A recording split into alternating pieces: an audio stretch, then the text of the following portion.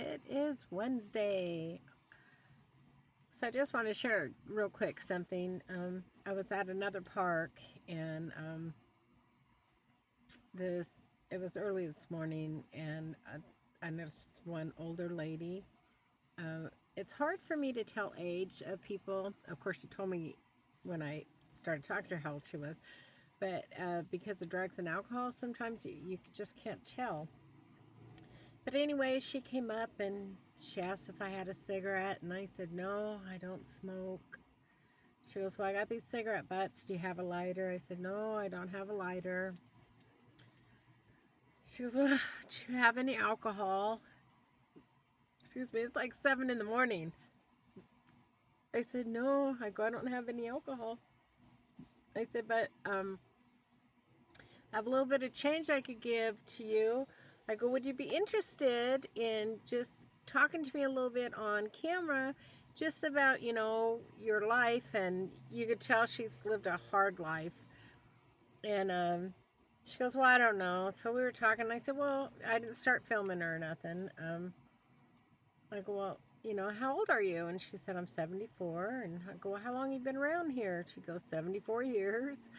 And I said, well, do you have a home, a house, an apartment? She goes, no, she points to the bushes. She goes, I sleep over there in those bushes. Well, she had her blanket with her. And I said, oh my gosh. And she just reeked of alcohol. My heart just went out to this woman. Being in almost mid-70s, got a hair bugging me, sorry. And she said she's been on the street for about 20 years. And then she goes, well, yeah, I'll do an interview. So I started my camera, my video, and instantly she was like, you're going to get me killed.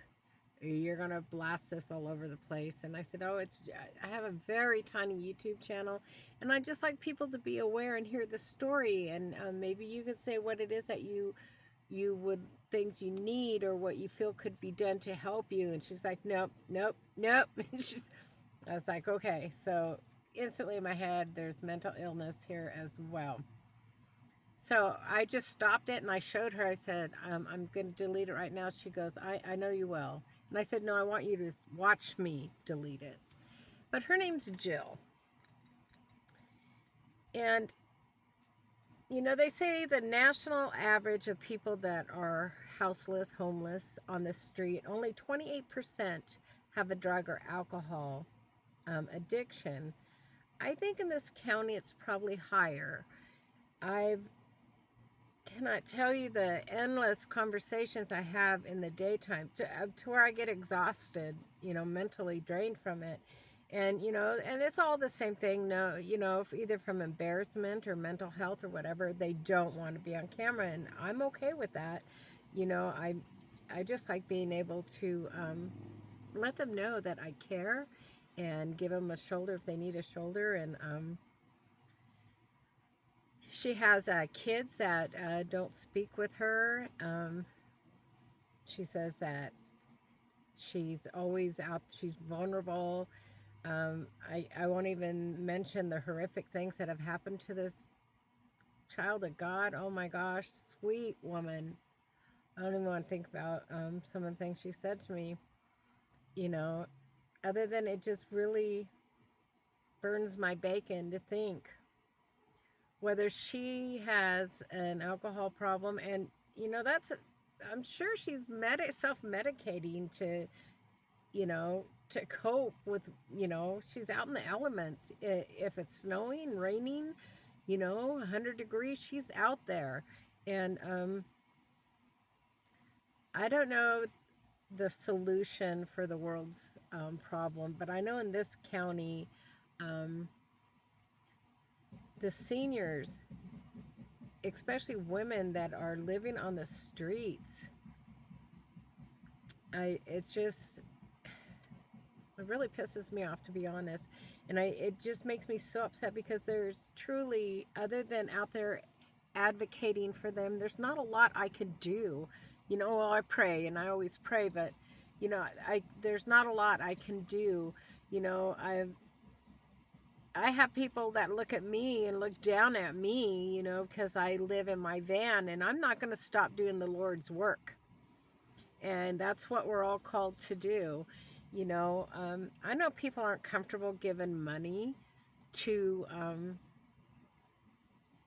people, you know, on the streets. And you know, I gave her the change that I had, and what she does with it, it doesn't, once I give it, it's hers to do as she wishes, you know. And I know she wasn't going to go buy food, nor did she ask for anything for food, you know.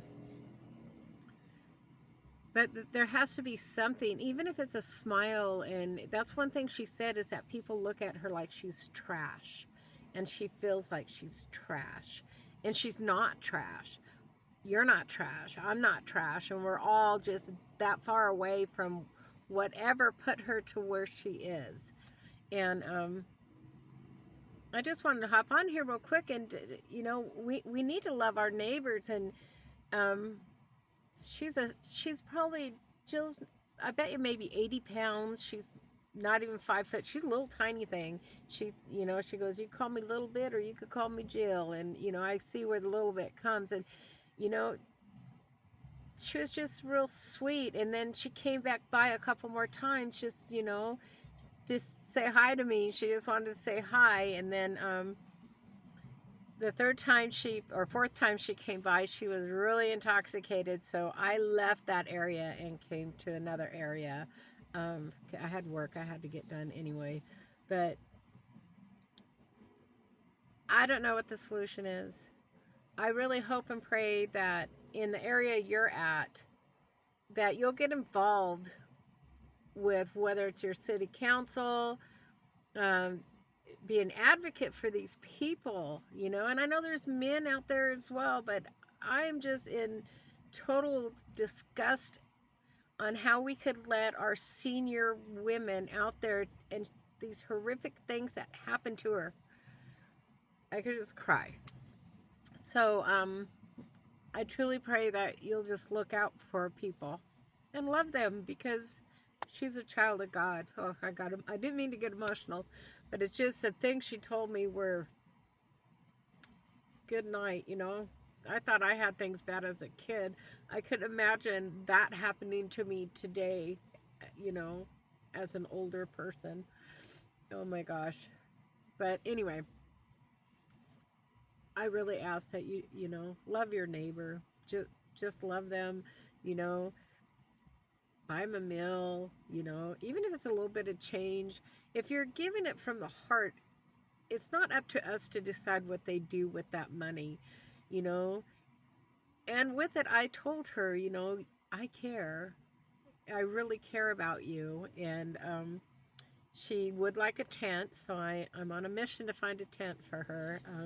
She showed me which bushes she's in, and so, and she's there a lot. She's known by the locals. So anyway, uh, just wanted to share that was all day long. That's just been on my heart, and I just thought, you know what, I'm just, the Lord obviously keeps putting it on my heart to let everyone else know. Just, everyone has a story. I don't know all of her story that got her to where she's at. I know it was an abusive marriage was part of it. Um, 74, you know, what happened to the golden years? There's nothing golden about that, you know. She's in a survival mode that I pray to God I never have to be in at 74.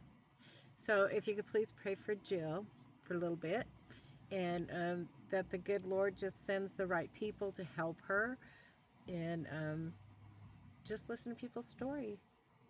You'd be surprised the people that you meet that are out on the streets that have degrees and, you know, have had it all at one time to having nothing, you know.